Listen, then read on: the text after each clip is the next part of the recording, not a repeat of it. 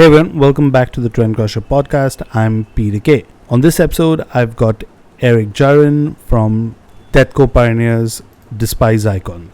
They have a new album out, Shadow Work via Nuclear Blast Records. I had a great chat with Eric about the album and much more. But before we get into that, I'd like to play a track from an album I've been spinning quite a bit for the past month, titled Our Breath Is Not Ours Alone. It's by the Dutch act Terzij de Horde. Here is Raise Them Towards the Sun.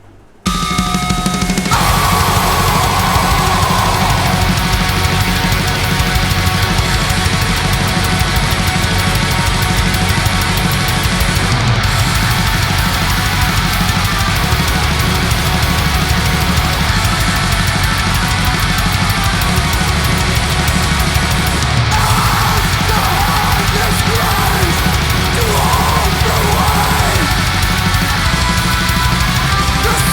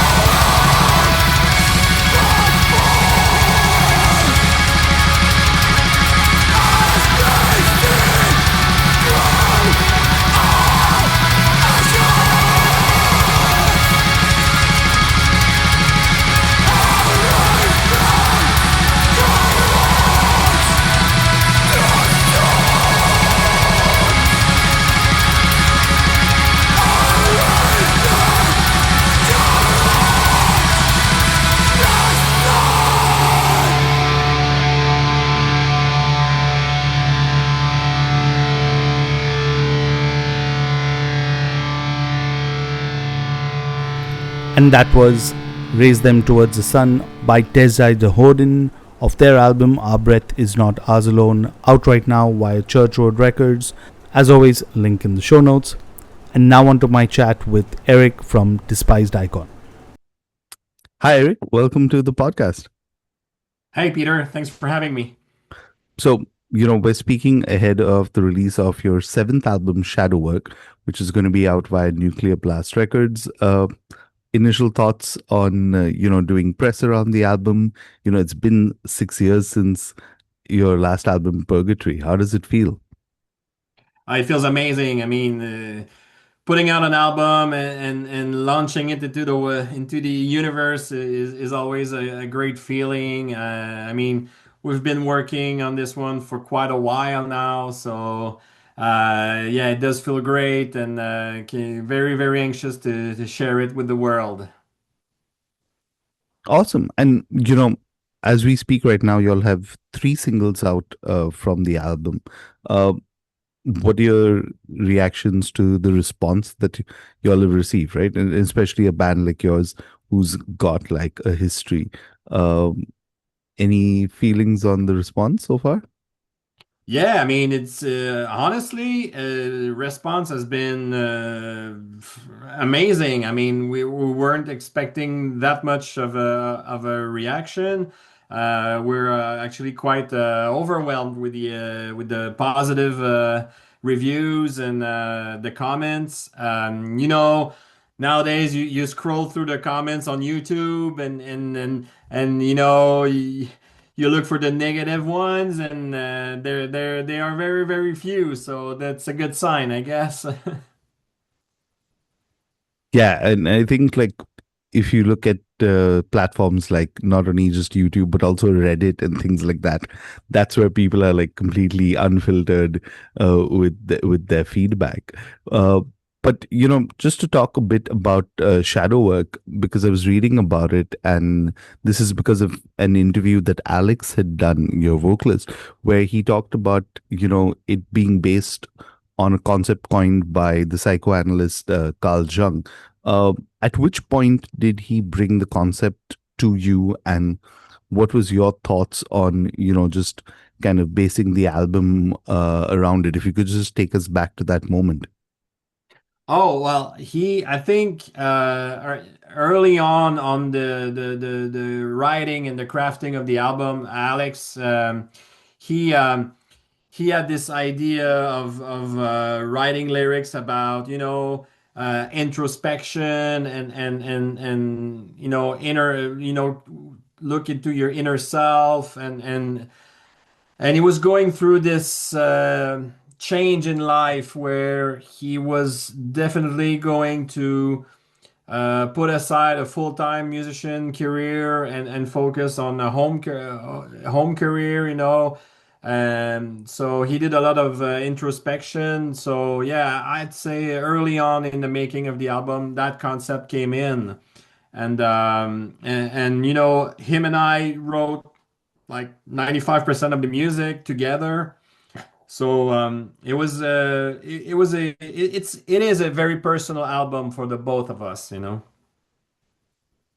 Yeah, and especially at this time, because you guys have been around for quite some time, right? I mean, uh I actually remember when y'all first kind of came out, and like, the whole coining of deathcore, and now like almost 20 years later to kind of see the reaction that y'all are getting. Uh do you think this is some sort of coming of age or maturing for the band, especially when you're writing material like this and are comfortable doing it? Oh yeah, for sure. I mean, if you go back to our early albums, even though we still pretty much sound just like Despised Icon, it's definitely an evolution of our way of writing and our music and yeah, so yeah, the coming of age is definitely something you can hear and experience when you listen to the new album. Great. Now, you talked about working on the album with Alex, and both of you all are credited as producers on the album. Um, One thing I'm very curious, especially with musicians who are also producing the album, right, is how do you kind of stay objective? Because, uh, sometimes when you're writing the material and you're kind of producing it, there is a certain sense of bias that could kind of creep in. Is there a kind of method? There's a way you kind of do that? Well, I guess that's for that part. I guess it's the chemistry between Alex and I. Like we know each other very well. We've worked together for so many years that we're not afraid to challenge ourselves and just straight up tell the truth. Whenever I come up with a riff, a guitar riff that's not good enough, Alex is gonna tell me, "Yo, that sucks. We ditch it, it's out of the song, and whenever he tries a vocal pattern or something, or and to me it feels cringe or whatever, I'll just straight up tell him, nah, man, it's not good enough, and then we accept, each other's comments. It's part of the equilibrium or the balance between us, So that's why we produced together because yeah, if it was maybe just one of us, it could ended up being biased. So yeah, we also took our time. Like we wrote a song and we've been sitting on it for a couple of weeks, and then you revisit it, and then you're like, okay, maybe this part needs to be changed, and then we switch up some arrangements, and so this is part of the creative process. It's as if we produced the album at the same time as we wrote it. Yeah, fair enough. I mean, and I think also since you guys are producers of the album, what would you say in like 2025 would be like a way you can define the Despised Icon sound, if you could? Oh my God, I mean, that's a tough question because we don't overthink what we're doing as well. We're just who we are. This is the way we write music. This is how it sounds when it comes out of us. And I guess it's just part of the influences we grew up with, and that blended with whatever connection and interaction we have within the band. So. I mean, it's the sum of all the band members that makes it sound like Despised Icon, and that's where the magic happens too. I mean, I can write a song by myself with the drums, the guitars, and I'll even lay down some bass tracks. Whenever Alex comes in, and then Steve and Alex do their vocal parts, this is where it all gel and it ends up sounding like Despised Icon. Even if I try something different, more melodic, or it will always end up sounding like Despised Icon because of the sum of all the members. Okay, that's great to hear. At this point, I'd like to play a song from Shadowwork. Which song would you like me to play, and why?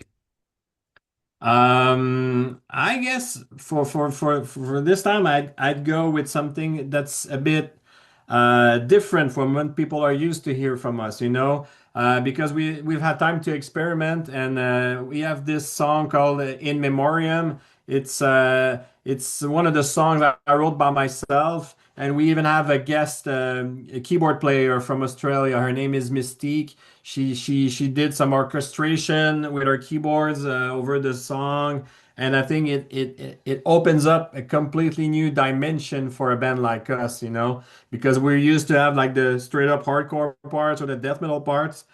But within this song, there's this new dimension that we're exploring, and I'd like to share it with your audience. Awesome. So if you haven't heard it already, here's In Memoriam.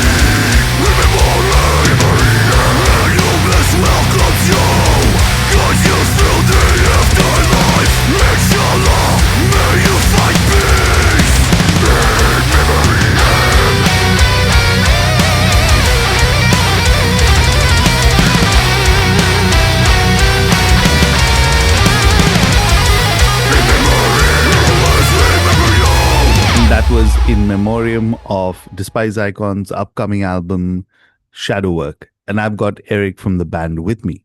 Now, one of the things that I always wonder with musicians, right, and especially someone like yourself, does, working on music, producing music, leave a lot of time for listening to other music? If it does, what kind of music are you currently listening to? Metal, non-metal, doesn't matter. Oh well, I mean, I've always listened to music whenever it's riding in my car or jamming with friends, and um, I grew up in the 80s and the 90s, so of course I will always like to revisit music and albums from that era. Like lately I've been going back to like more like hard rock stuff like Skid Row, Def Leppard, and I also have teenagers at home. I'm a full-time dad, and my kids, they're like discovering music from the 90s. So I've been jamming some grunge music like Alice in Chains and Soundgarden and Pearl Jam with them. And then I went to see Linkin Park and Korn with them. So yeah, that's pretty much what's been going on musically in my life lately. Oh, awesome. So I have a follow-up question for you on this, but I must add at this point, right? So my son is 8, and a couple of days ago, he started singing the chorus of this Linkin Park song called Heavy is the Crown. And Yeah. I was like totally shocked because I was like, wait, how does he know this music and stuff like that? Turns out he's been watching this anime, I think, series called Arcane that this song is part of. Oh, And he's nice. been looking at edits, so that's how he's discovered it. And Linkin Park's actually playing in a couple of months here. So I'm on the borderline of probably kind of taking him, trying to make that decision. Oh But yeah, dude, buy a pair of tickets and bring your son to the concert. I did that with my kids, and it was an awesome experience. And they're just a great band to see live. Their new singer, she's really really good, and she puts on a great show. And yeah. awesome. Okay, cool. I'll definitely keep that in mind. But the question I had for you is, what do your kids think of you as a musician? Like, have they ever been to a Despised Icon show? They did when they were much younger, but they're gonna come to our album launch shows in December. And yeah, they're musicians themselves now. Like one of them plays piano, the other one plays guitar, and are into metal and are starting to riff. And yeah, I guess they think it's kind of cool that their dad is rocking out on tour and releasing albums. Yeah, and I'm glad they're into metal, right? Because I think like that was as a parent, that's always that worry. Like if you're constantly listening to metal, like what if your kid turns out to listen to other stuff? But that's really cool. Uh, you kind of talked about this slightly earlier, and I want to kind of double tap on it. Is like Despise Icon have had quite a journey, right? Like you took a break in the middle. And when I look at it, I would like to look at the last 10 years as like, a second coming of the band. Uh, and one thing unique also is that you guys haven't like shuffled members or got too many members in there. What's the secret sauce, or what's kind of like kept you guys driving through this last 10 years or so? Well, we're pretty much almost the original lineup since 2002. I mean, aside Alex switching from drums to vocals in 2004, it's been a consistent lineup. And even if our former guitar player Yannick, um, he did quit the band in 2007. He's still with us for every show because he's our live sound engineer. So he's very close to us. And when you mentioned that after our breakup, we got back together in 2016, it was one of the main conditions to get back together was to have and keep the original members. We didn't want any fill-ins or new members and you know become a bad version of ourselves. So I guess the secret sauce is just to make sure everyone is able to commit to the band at the same time and free up themselves to go out on tour. And that's the reason why we're not a full-time touring band anymore. We play a handful of shows every year. We'll play anywhere between 25 to 30 shows a year. So that makes room for like one tour. And this is it. You know, we're gonna hit the road next November for a full month in the US. And if that's the most everyone in the band can give, that's what we'll take, you know, just as long as we stay the same core and the same team of members, you know. Yeah, and to add about the tour, I think the lineup is really stacked. I mean, uh, again, I'm not going to butcher their name because I'm not sure exactly how to say their name. It's Sangui Sugabog is headlining, and we're featured as special guests to support them on their headliner. And then we have this amazing tech death band from Germany, Defeated Sanity, and Yeah, then we have a Corpse Pile. So yeah, it's gonna be hectic and brutal every night, you know. yeah. And I've managed to catch Defeated Sanity live. They'd actually done a tour here. And the only way I can describe them is a mind fuck. There's no other way to kind of describe Defeated Sanity. Because like half the time you're just like looking like, how is it even kind of possible the way they're pulling off some of the stuff, right? Uh, Yeah. but considering y'all don't tour a lot, what are you looking forward to next month then from the tour? Well, you know, for this time, just to be able to play some new songs live, that's gonna be a blast. You know, like we only played two shows so far this year, and to play new songs like "Over My Dead Body" was a blast. So we're gonna play some newer stuff, and you know, just hitting the stage is it just it feels great. You know, when you don't get to do that often like we used to. It's a good time and it's a fun time for us, you know. I'm being with my boys and doing it again. Awesome. Sounds great. For everyone still listening to this episode, do you have anything you'd like to share? Plug in the new album, merch, whatever you got. Go ahead. Yeah, for sure. I mean, I'm just super stoked to share this new material with our fans and with the metal community and just super grateful for anyone that's gonna give it a try and support us. I mean, we don't take anything for granted, and we're lucky to be to have been around that long. So yeah, I just want to give a shout out and a huge thanks to everyone and thanks for giving it a spin. Awesome. Thanks so much, Eric. Really appreciate you speaking to me. And wish you guys all the best. Thank you, Peter. Have a good one. And that was Eric of Despised Icon. It was great speaking to him about everything that went into the making of Shadow Work. Check their social media for tour dates. They're going to be all over North America. Before I sign out, as always, hit subscribe if you enjoyed this episode, or give me a rating on Spotify or whichever podcast platform you're listening to this episode. Lots more coming up this month. Got a mixtape also coming up, so keep your eye out for that. Follow me on social media, search Trendcrusher. I'll see you all very soon. Cheers.